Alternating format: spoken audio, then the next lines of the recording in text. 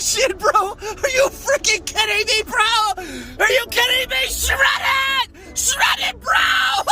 Fucking shredded truck! It's been a rare sighting. Shredded truck, bro. Freaking shredded! Welcome back to another episode of the Bluenose Adventures, everybody. How are you today? Today's video, we are going to be doing what I'd like to call Stage 1 performance modification. Stage 1. Okay, so the Evo 3 is going to get my Stage 1 kit. So what my Stage 1 kit includes is, well, you know what? Let me show you. Okay, so first things first, on my Stage 1 kit, we have a Evo 8, actually this is actually out of an Evo 9, but they're the same, fuel pressure regulator. This was recommended to me to swap out of the stock one, even though I heard that the stock factory ones will be fine, but this is going to regulate the pressure the best. Second is fuel injectors. All right, these aren't fixed, don't worry about it. So these are just stock Evo 8 injectors.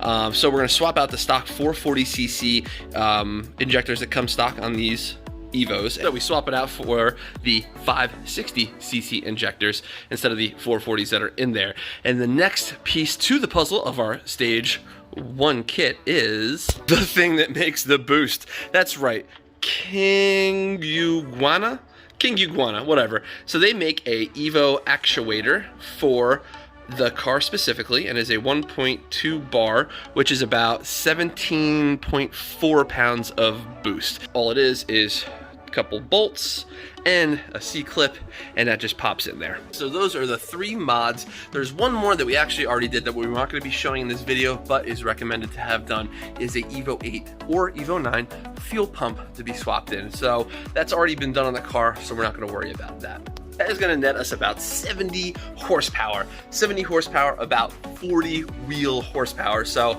this car is going to be picking up a lot of power, and it's a very, very light car, only 2,700 and change pounds. So we did fix all the boost leaks in the last video that you did see. The car is still jacked up, the hood is still off, just because we have the intake off, and it's going to be way easier to get to the wastegate actuator from there. So let's get the old parts off, let's get the new parts on, and let's make some sauce, baby. More boost is always good boost. Let's do it. Fam, we have it jacked up in the air. We have a pair of needle nose pliers. Let's get underneath and pull this little C-clip out. It's actually an E-clip.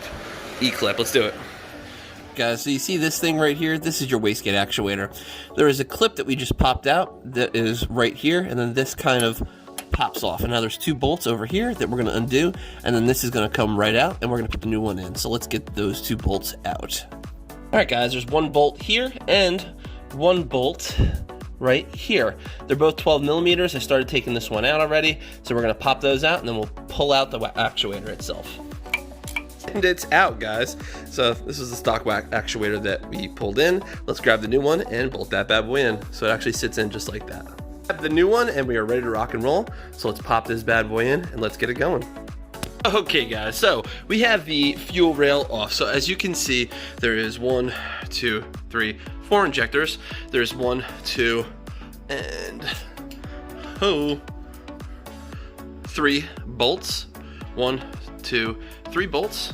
There's 2 end bolts to take out to pop off, and then this is the fuel pressure regulator factory one, so that is just 2 bolts as well, and we're going to take these off, put the new injectors on, slam them in, and bolt it back up, and we should be ready to rock and roll. But while this is out, let's give this a good scuff up, and let's throw some paint on it, see what make it look a little bit better. So guys, while we let the fuel rail dry because we're painting it, I wanted to also let you know, NGK, boom. NGK are the plugs you should be running in your early Evo. These are BR7ES. 5122 is the part number. So when you go to a parts store, 5122.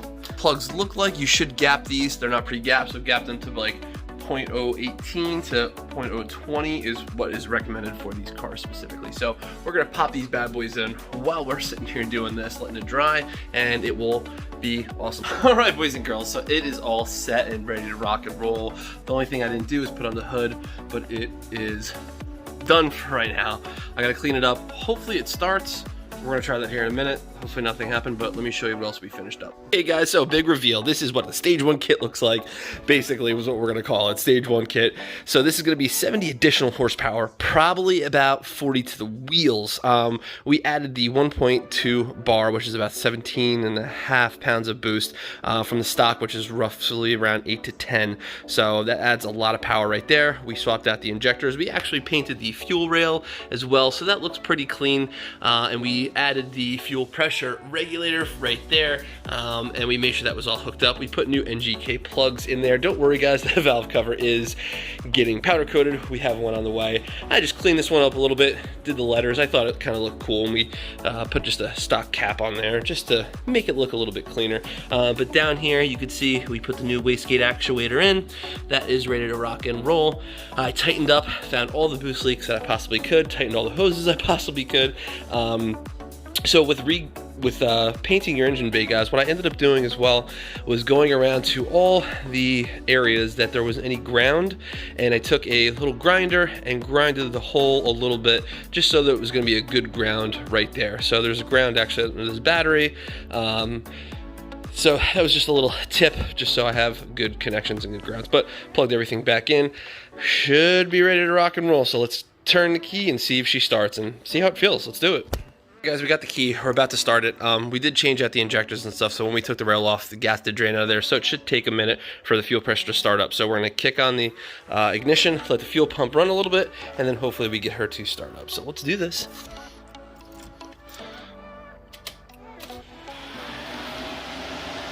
Oh, also, I may have got a little bit of overspray on the paint. I'm sorry, I may have gotten a little bit of overspray on these belts, as you can see, so please don't mind the squealing. I did order new belts. They're gonna be in next week. We'll swap those out. Not a big deal. Let's see what happens here. Make sure she's in neutral. All right, here's the test. Let alone did it start? Oh yeah, this thing is frigging awesome, guys. Just took it out for a quick cruise, and oh my God, cruise to Wawa. And man, it is running fucking unbelievable. As described, 1.2 pounds bar of boost, and man, it really makes a difference. And honestly, it sounds a lot better too. Like, you could hear the blow-off valve, you could hear the turbo even more. Like, this was really, I think, the sweet spot for this car. Any more power, I really think it's gonna start giving me issues, but right now it is perfect. I don't want to change a thing besides a few little cosmetic things. But I'm gonna get home, we're gonna get the hood back on this bad boy, and yeah, let's do this. Let me give you a little quick ride in it. All right, guys, so we are driving the car, and man, I can notice an immediate difference. I'm sure it had to do with those boost leaks and everything as well, but the RPMs are not falling down when I kind of come to a stop, which I really think was being affected by those boost leaks. Like, I could just kind of come down, and boom, it still holds up to like 1500, so it doesn't stall out. And then it kind of comes down a little. I mean, it's idling really well. Yeah, see, it just drops down to like 1,000. So it's idling really nicely. Yeah, so we're just waiting for this light, and I will get on it for you guys and show you a little bit of what I am talking about. But man, it just feels, it feels more together. All right, green light, let's go. I'll do like a third gear pull, because honestly, second gear is fucking wild. It's freaking wild in this thing. Hold on, let's get this bad boy into third gear so we don't kill ourselves. And plus I'm videotaping and doing this at the same time. So third gear, let's get on it a little bit. Man, you can hear that blow-off valve? Woo! It sounds so good. It moves out so quick. This really is a perfect setup for this car. So hopefully I don't get pulled over. There may or may not be a cop behind me. All right, wasn't a cop, we're safe. But guys, I'm really not even getting on. I'm in fourth gear, and it just